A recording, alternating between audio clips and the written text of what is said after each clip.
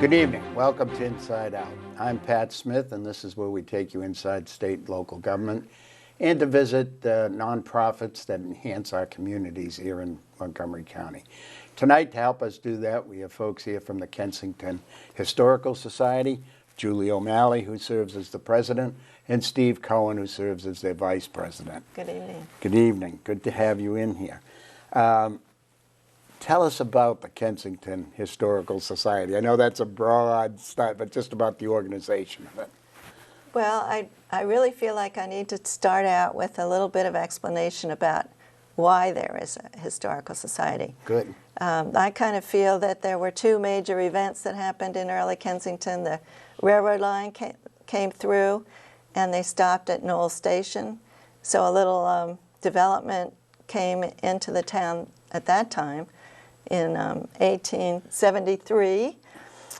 And then Brainard Warner came to town and bought 132 acres on the south side of the railroad and developed that into an area that is now a major part of the historic district. So the Historical Society and a lot of other communities decided to develop something to protect their communities when they saw that development was coming in and replacing some of the older neighborhoods. Mm-hmm. And so that's the basis for our society. We wanted to promote and preserve the heritage of the community. Mm-hmm. What do you do for education and where people are exposed to it? Do you run different programs? Or? Well, we have meetings, educational programs 4 times a year. We send out a newsletter. It goes to everyone who's a member, and it goes to everyone in the town. Mm-hmm. Has historical information and events that are coming up. The Historical Society also puts on a series of summer concerts. Every Saturday in the summer, they have a different band from the beginning of June to the end of September. Wow. And we put them on across from the farmers market at the train station on Howard Avenue.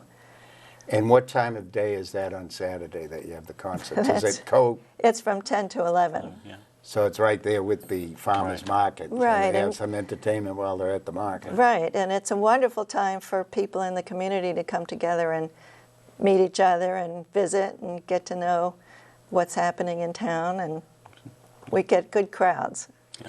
And as with any historical society, one of the big roles, Steve, is for archive keeping. Is that true? Yeah, exactly. You know, we have a fairly extensive archive that we maintain in the town hall.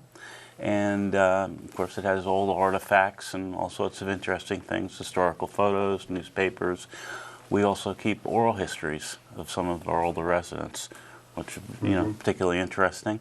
And one of the things we acquired recently was a toy collection from Isabel Barr, which is kind of interesting. And we always get a lot of attention for that because they're, you know, these little historic toys and kind of fun. And we have also the train show that we sponsor, which draws in a big crowd from around the county.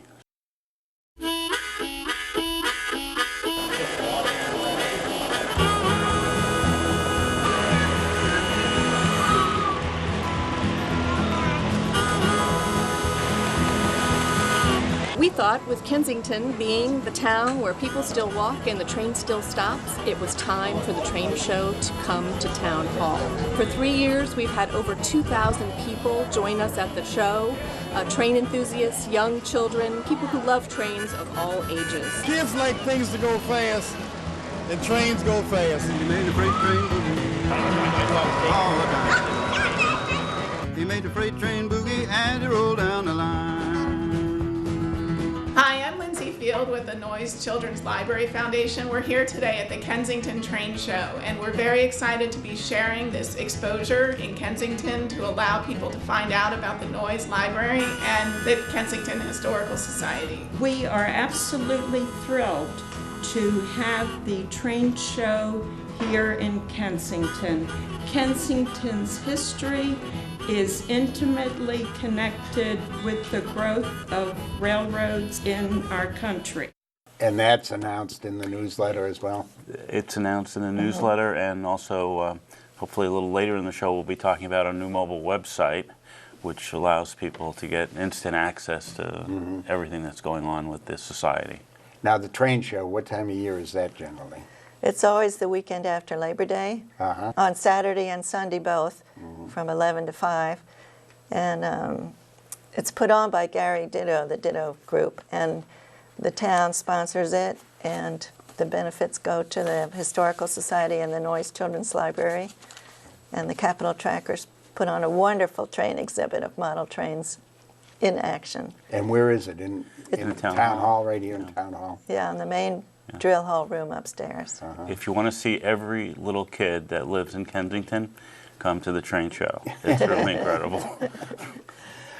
A stereotype about historical societies is that they're anti-development, that they do everything they can to possibly get in the way of anyone renovating or changing the looks of houses and things of that nature, and even developing open space. They think we're a bunch of fuddy-duddies that sit around and, try to stop things from happening. But play the role of obstructionists. Yeah, That's their perception. Yeah, exactly. It's sort of a stereotype that. It's not actually the case.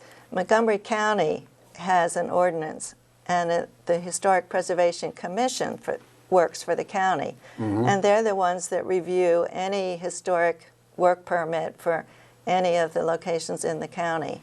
So they're the ones that actually do the regulations. We encourage people, we give out information, we encourage them to restore their properties. They get tax credits whenever they do anything, even just to maintain it. Anyone that's in the historic district can get a tax credit for maintaining their home because it contributes to the whole. But we don't have ambiance of the community. Sure. Yeah, but we don't have any role in that. We have no official association or unofficial association with the decision makers. That's quite separate from what we do, and often there's a lot of confusion about that. Our effort is more to educate people about the value of their community and the value of the history and the value of their homes to that history. Exactly. And I understand you're celebrating an important anniversary that's coming up? Well, it's this year. We're 40 years. We've had a 40-year anniversary party in June on the Warner Manor, which is the large estate of Brainard Warner in the middle of town. It's been a great 40 years. We've accomplished a lot. We developed from just a small group. Now we're quite a large group with a lot of support. And I think that most of the people in the town are aware of the Historical Society existence. Yeah, and the history of the town. Where is that Brainard estate?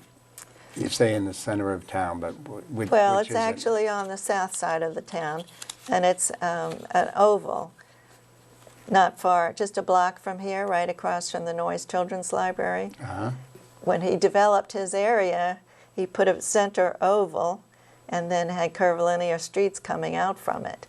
And so he put his home right in the center of that oval. It's at Carroll Place, and it's where Montgomery and Fawcett come into Carroll Place. A little east of Connecticut Avenue. Sure.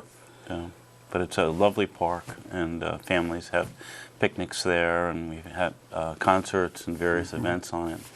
So it's a big challenge right now because the county is looking to improve the property and redevelop the manor itself and the carriage house. A very lovely place to see, and I think it'd be a great asset to the county.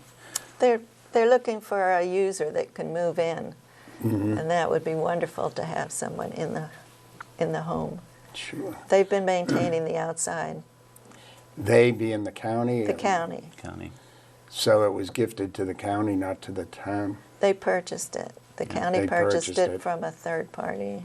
After Brainard Warner died, he sold it to Mr. McKinney. His children developed it into a nursing home around the middle of the last century, and they put big additions on it. After they closed the nursing home, then it was purchased by a group who then sold it to the county. Okay. And the county has removed those non-historic parts of it. Yeah. And it really looks very nice now. They're still working on it. Very interesting. I've never drifted off Connecticut Avenue, I admit, in blowing through Kensington, but it's either been Connecticut Avenue or Knowles, and that's my exposure to Kensington, so I need to do a little exploring. How do you deal with the traffic congestion in Kensington? You know, I mean, from an historic society point of view, do you try to direct it in any particular way? I mean, the congestion of where University and Connecticut meet out here is quite a congestive situation, and any resolution to that would disrupt the town. The town is trying to work out some other ways to handle it, and we're not really involved in that. What we're trying to do is unite the community. We also would like people, as they go through town, to be aware that there is a nice shopping district down Howard Avenue, and a farmer's market and concerts and train station, and lots of things go on in the community. We have a Labor Day parade, we have a fall festival, we have a Day of the Book in the spring, we have a car show. So there's a lot of activity in the town that most people aren't aware of if they're just driving through. Right. So, and all of this kind of information is on your website? It's on our website, and the town has a website. And so it's on theirs. Their official website has activities that are not just Historical Society activities. Okay. What is the Historical Society's website? It's kensingtonhistory.org. That's nice and simple. Yes. kensingtonhistory.org. Very nice, yeah. So I looked at the site briefly, and I was impressed with it, I might say. Can you talk to us a little bit about that? We redid the website and recently, and we were lucky enough to get a grant from Park and Planning in Montgomery County. We put in over 1,500 hours of volunteer service in there, and we also hired a contractor, Actualized Studios in Rockville, did a great job for us.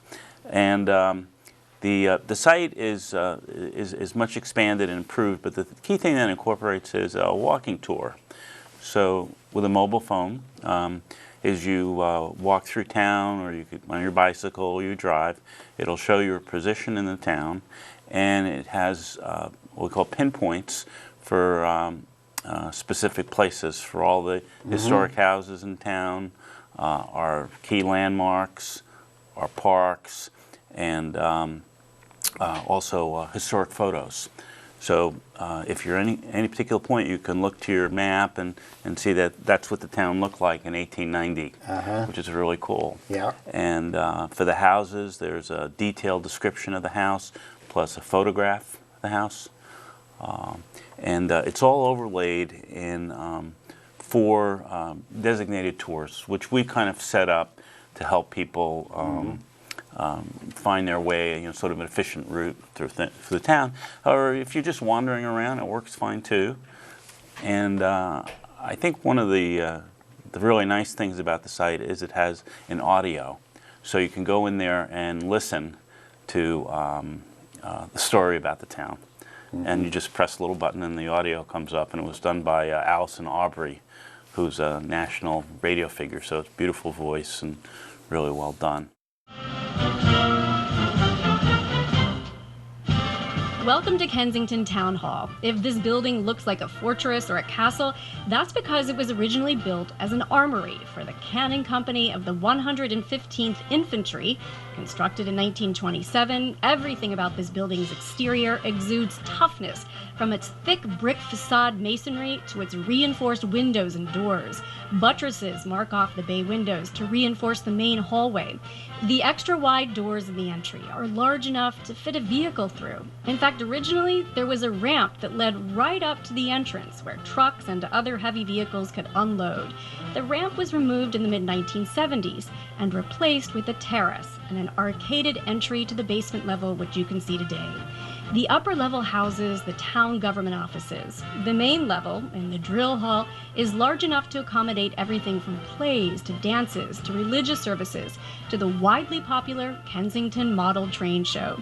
Other parts of the armory have an eclectic history. At one point, there was a firing range down here, as well as a bowling alley, and even a DMV. Up until 1947, it was also the home of the town's fire department. Today's town hall still has a wide range of uses. It's the town's main polling place and is the location for all official town business. There's a TV station in the basement. The armory is also the home to the Kensington Historical Society archives, where you can find a treasure trove of photographs and documents relating to the history of the town. We'll come back and talk more about that as soon Okay. as it's time now for us to take a quick break. I'm Pat Smith. You're watching Inside Out. With me tonight are the folks from the Kensington Historical Society, Julie O'Malley, who's the president, and Steve Cohen, who's vice president. We'll be right back.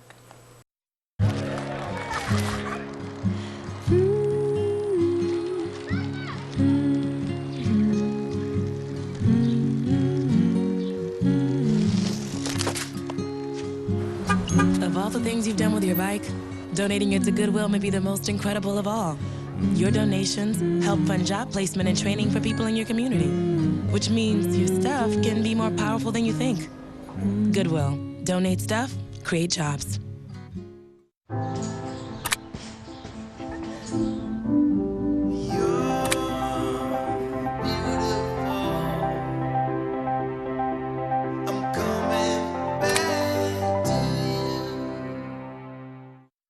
Welcome back. You're watching Inside Out. I'm Pat Smith, and with me tonight are the folks from the Kensington Historical Society, Julie O'Malley, who serves as the president, and Steve Cohen, who serves as the vice president.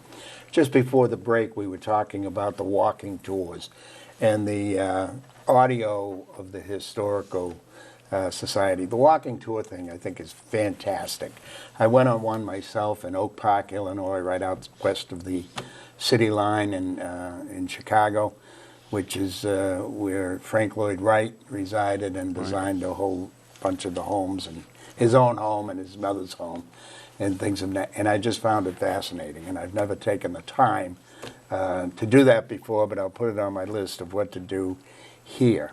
In 1994, it was the centennial of the town, and we prepared a little booklet about the walking tours of Kensington. And so that's how the website grew from that. We took the walking tour and expanded it. That's great. Why don't we take a moment now to watch some of that.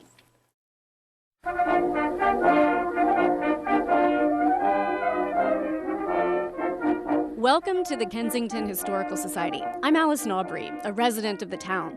Kensington's history has helped shape our unique community, and we hope you enjoy exploring it with us. The website's main feature is an interactive walking tour featuring 4 designated tours with over 40 historic homes, 9 landmarks, and numerous historic streetscape photographs.